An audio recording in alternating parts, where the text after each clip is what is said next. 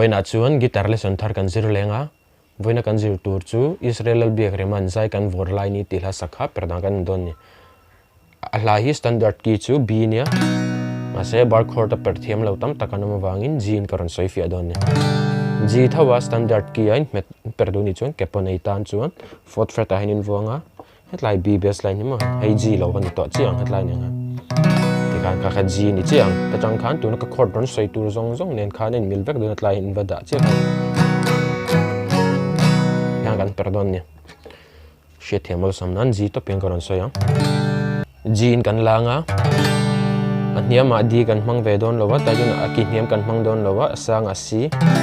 chuan C hi tlemin kan tidang lam lenga C le B in pol kan mang don ni kuzung lai kuzung u da son lai kuzung lai khat step khat da chawla B bass line kai metanga kuzung chal chunga yai da rengang kha C le B in pol anianga chuan E minor kan mang bokanga A minor kan mang bokang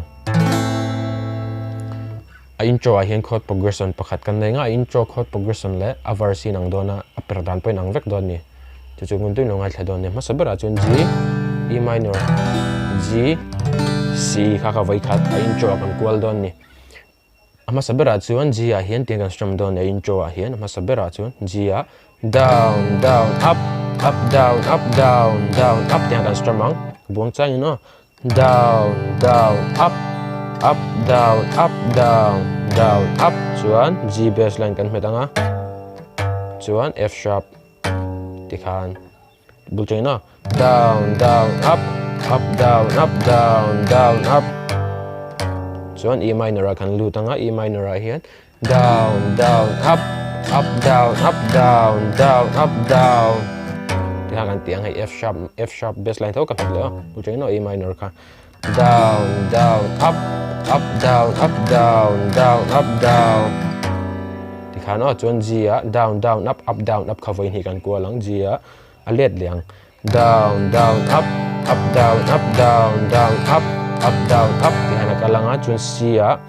down down up up down up kan ti zo khan down down up down up kan ti no lenga ta khan kujung te hi first string third fret a kan verbal don ni down down up down up tikhan no buljang kan perla sin no G a down down up down down down up G F sharp E minor down up down down down up down F sharp G a down down up down down down up chuan C a kan lut lenga C a voi ni kan ti leng down down up down up a voi ni na kan bel don ka down down up down up tikhan no a intro hi speed pa ngain voi khat kan perle sin nga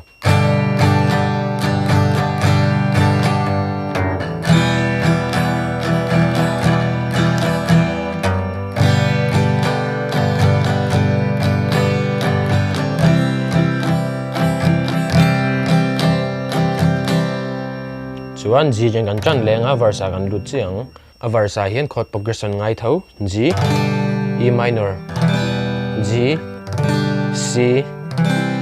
kha kan mang don ni a verse chuan khami chord progression kha khami ngai kha voi khat kan kwal leang voi ni kan repeat don ni chu chuan a verse po hi a intro kan Perhdan ni khain ang ai nang chia wangin ka soi fia to lo nga ka sa chuak chinanga uluk don lo ngai thladon ni mana kalen rual lui zong te ka donin sui lung kan rual lai ni min ngei zual tir chin tu dang kan ngai lo en dang reng kan ngai bil lo tu na chuan na mua lan dang zo ka sia zai kan vor le ni om the hian ka ring lo cây zong kan ngai chin len rual zong kan nen lima chuan MIZO khan a chorus kan lut chia lima zai kan vor lai ni akan lut chia chorus hian chord progression pahnih kan nei nga ma sa zo ka chuan G A minor G chuan second a chuan C le B in kop kha chuan C a bu kan lut le a first progression ju tina kal don ni C top na chang a verse C top na chang kan sanon le nga chuan a verse a chorus hi a verse C a khana topa C a khan zai kan vor lai ni ti kha vatel ve ni chu zai kan vor lai ni khwari chang ma se kang thei ngai lo chuan a chorus a second progression hi tlem in dang le dawanga C a khan down down kan tianga chuan C le B in pola khan up up down up kan tiang kian cham reng thin lai ro ka chuan C a bu kan let leang bul teng chorus kan sa chaleng a zai kan vor lai ni khwari chang ma se kang thei ngai lo cham reng thin lai ru ka khami chord progression pani kha vai khat kan kol leang zai kan vor lai ni khwari chang ma se kang thei ngai lo cham reng thin lai ru ka chung khuan lengin dam takin ya shuai se dareng tong le ni ala her ve nge yang chutin lung ruala phok zai kan vor ve theina tu na chuan na mual an dang zol ka sia zai kan vor le ni khen thei se ka khak lel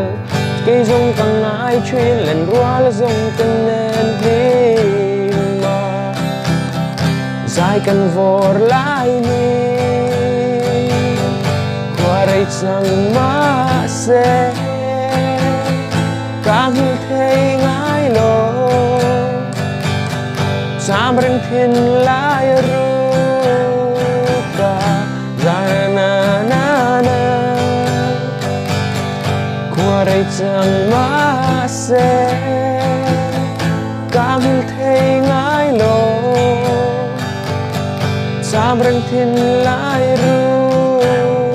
ka chuan a topa khan a chorus vai khata sanon le a chuan khami kha tipon kan per thai zai kan vor lai ni tikhan khami picking kha kan mang thai kuzung pui khan 6 string in metanga kuzung chalin hi a third string kuzung lain second string kuzung uin first string a chord kan thla ka pinga khana bass line che kan thla kang A minor ni chu nei a hnuai chu pick dan ang vekang C apo tikhana zai kan vor lai ni so a speed kha 1 2 3 4 oh 1 2 3 4 zai kan vor lai ni chord khata voi ni zel kan tiang zai kan vor lai ni khwarai chang ma se kang thei ngai lo cham reng thin lai ta hen F kan lu tang ru chuan he tai C le B in pol kha voi kha kan strum thlayang ru ka tikhana cham reng thin lai ru ka mu jang ti chalang a zai kan vor lai ni khwarai chang ma se kang thei ngai lo cham reng thin lai ru ka tikhan a hla chu chuak vek don ni kha tikhan ole he ka video chai tia hlawkpui nei lo nei ni chuan khongain min lo like and min lo subscribe ve don nia guitar lesson le pe ka ganin hule cheu don nia